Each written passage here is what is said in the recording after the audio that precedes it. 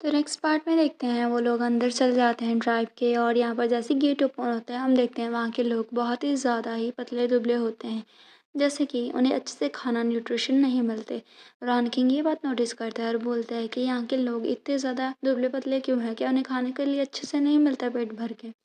तो पीछे से जो क्यांग होती है वो उसके हाथ में ना कुछ होता है ब्रेड वगैरह, वो जाके उन्हें दे देती है, वो उसे शुक्रिया करते हैं। पीछे से लोग बोलते हैं और यहाँ पर अपनी दुख भरी दास्तां बताने लगते हैं। तभी जो ट्राइब का एक्स चीफ था वो बोलता है कि ओरिजिनली हमारा जो सीनियर ट्राइब था उसमें बहुत ज़्यादा अबंडेंट रिसोर्सेज थे, फूड भी था, लेकिन यहाँ पर ना एक स्पेशली ऑरिकल हमें रिसीव हुआ था, उसके बाद ये सारी चीज़ें चेंज हो गई।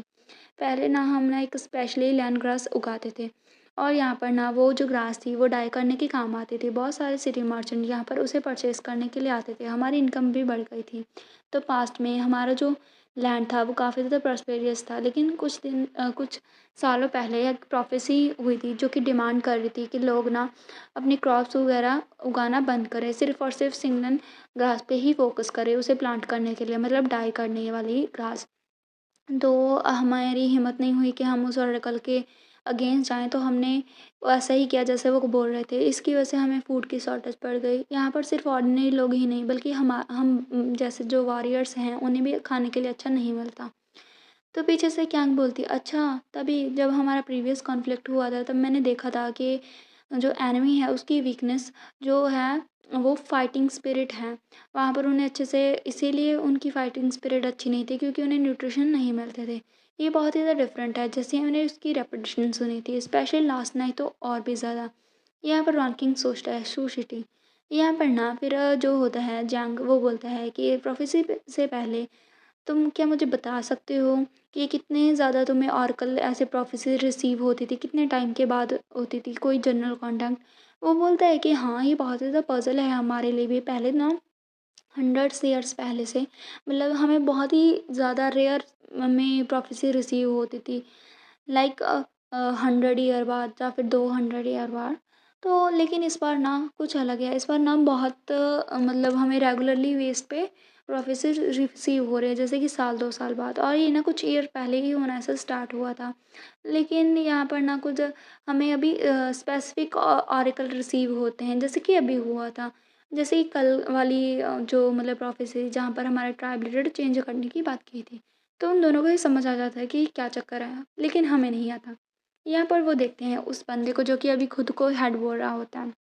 तभी यहाँ पर वो उससे देखता है, तभी यहाँ पर फिर से ना कुछ हो रहा होता है। जो सेलेस्टिन वाला है वो खुद ब खुद उसके ऊपर ना एक प्रोफेसीज रिसीव होने लगती है, कुछ अक्षर आ जाते हैं, मतलब कुछ अक्षर आ जाते हैं। यहाँ पर तभी वो जो क्यांग है वो बोलती है, वाह मुझे ओरिजिनली लगा था कि जो प्रोफेसी है वो फॉल्स है, लेकिन देखो तो सही, ऐसा लगता है ये क्लिफ ये तो इतनी ज़्यादा हाई है, ये तो ह्यूमन कैपेबिलिटी के परे है, क्या सच में प्रोफेसी जैसा कुछ होता है। यहाँ पर जो लीडर है उसे लगता है कि वो उसकी बातों में आ गया। वो बोलते हैं कि ऑफ कोर्स प्रोफेसी प्रोफेसी होती है, वो फेक कैसे हो सकती है। यहाँ पर ना हम देखते हैं जो हमारा होता है जैंग, वो कुछ कर रहा होता है, वो अचानक से एक रोड पे ना मारता है अपनी तलवार को लेके, और वहाँ पर ना बहुत ही बड़ा सा धमाका होता है और वो वॉल की ओर चलने लगता है। अभी वो क्या है हमें नहीं दिखा जाता। पीछे से लोग बोलने लगते हैं कि तुम आखिर क्या करने का ट्राई कर रहे हो। यहाँ पर जो है वो जंग कुछ नहीं बोलता, बस वहीं पर खड़ा रहता है। तभी यहाँ पर ना फिर वो स्माइल करता है और रॉन किंग भी स्माइल करता है। यहाँ पर ना जो क्या गया उसकी नज़र पड़ती है रॉन किंग के ऊपर, वो उसका हाथ पकड़ लेता है, उससे बोलता है रॉन किंग क्या तुम्हें पता है ये क्या कर रहे हैं। फिर वो सोचता है अपने मन में रॉन किंग को हर चीज़ कैसे पता चल जाती है कि जो जांग है उसके मन में क्या थॉट्स चल रहे हैं। नहीं, इस काउंटी लॉर्ड को भी जानना है। और यहाँ पर ना वो बोलता है वो ना जो जैंग है वो इमॉर्टल से बोल रहा है कि वो अपनी प्रोफेसी को वापस ले ले। उसकी बात सुन के रॉकिंग उसे ना ऐसे ही झूठा झांसा दे देता है, बोलता है कि यहाँ पर इसके लिए तुम्हें इंसेंस स्टिक जलानी पड़ेगी, उसके बाद ही तुम देख पाओगे। वो अपने मन में सोचता है कि क्या मैं तुम्हें बताऊंगा मेरे याओवांग के थॉट्स, और तुम बहुत ही उसे जानना चाहते हो। वो गुस्सा करता है, जेलसी हो जाता है, लेकिन उसे नहीं पता कि क्यांग का इंटरेस्ट चांग पे नहीं उसके ऊपर है। तभी यहाँ पर ना जो ट्राइब के लोग हैं वो बोलते हैं कि क्या सच में वो इमॉर्टल जो होती है प्रोफेसी उसे रिट्रीट करने के लिए कह सकता है इमॉर्टल्स को, मतलब भगवान को। क्या ये सच है या फिर झूठ है, क्या ये भी कोई इमॉर्टल है। यहाँ पर इसके साथ हमारा ये चैप्टर फिनिश होता है। तो नेक्स्ट चैप्टर में देखते हैं यहाँ पर लोग बोलते हैं कि क्या सच में जो प्रोफ़ेसी है वो उसे रिट्रीट करवा सकता है और यहाँ पर वो बोलते हैं कि क्या वो भी कोई इमॉर्टल है जो ऐसा कर सकता है। यहाँ पर हम देखते हैं कुछ इंसेंस की स्टिक जलाने के बाद क्या होता है। जैसे इंसेंस की स्टिक जलाई जाती है, यहाँ पर ना जो ऑर्कल है वो खुद ब खुद ना जैसे अपने आप ही उसके अंदर समा रहा हो, वैसा कुछ हो रहा होता है फिनोमेना। यहाँ पर ये देख के वो बोलते हैं ये क्या है, और जो क्यांग वो भी उनकी बात में आ जाती है।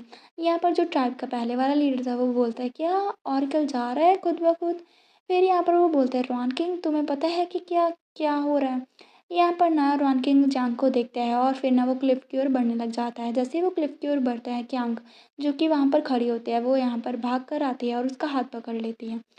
रॉन किंग उसकी ओर देखने लगते हैं और उससे बोलते हैं कि क्या हुआ, तुम मुझे पुल क्यों कर रहे हो, उसे समझ में नहीं आता। वो बोलता है मुझे डर है कि तुम डेंजर में पड़ जाओगे, ऐसे क्लिफ की एज पे तुम्हें नहीं खड़ा होना चाहिए। वो उसे बोलता है कि तुम्हें चिंता करने की ज़रूरत नहीं है, मैं यहाँ पर कुछ ढूंढने की ट्राई कर रहा हूँ। वो बोलता है कि क्या क्या ढूंढने का ट्राई कर रहे हो। वो बोलते हैं हाँ मुझे मिल गया। यहाँ पर ना उसे मिलती है रोप। यहाँ पर ना उस क्लिफ के नीचे से एक रोप होती है। यहाँ पर वो बोलता है ये क्या है। यहाँ पर उस रोप का उसने पता लगा लिया होता है। फिर वो बोलता है हे न्यू लीडर, तुम यहाँ पर ग्राउंड पे लाई क्यों कर रहे हो, क्या तुम्हें गिल्टी फील हो रहा है। यहाँ पर वो जो न्यू बंदा था जो लीडर बना था वो वहाँ पर बैठा होता है। यहाँ पर उसका नाम लेते हैं दूसरे क्लान वाले। वो बोलते हैं क्या हो रहा है। यहाँ पर ना फिर वो घबराने लग जाता है, कुछ नहीं कह पाता। तभी जांग और हमारा रॉनकिंग उसे घूर के देखते हैं।